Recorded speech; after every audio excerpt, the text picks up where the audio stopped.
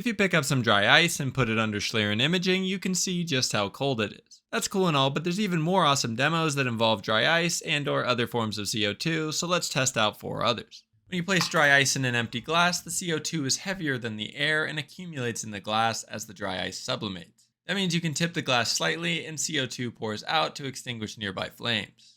I also placed some dry ice in a beaker of water so that it would bubble vigorously, and this looks pretty cool, although it's basically just a silhouette.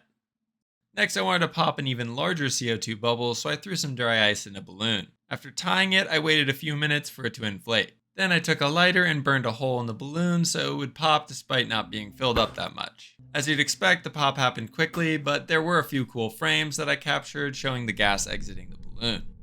You can also see the release of carbonation from sparkling water, which I'm pouring in here. Doing yet another sparkling water experiment gave me some flashbacks to one of my most recent videos, but nonetheless, I did enjoy seeing this one since I didn't think you could see as much action as you did. Next, here's me dropping an Alka-Seltzer in a small capsule of water. As the Alka-Seltzer dissolves, it releases carbon dioxide.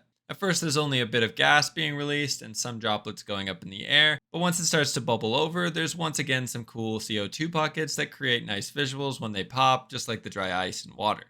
I also crushed up an Alka-Seltzer on a flat plate and then added water, and this was a bit more chaotic.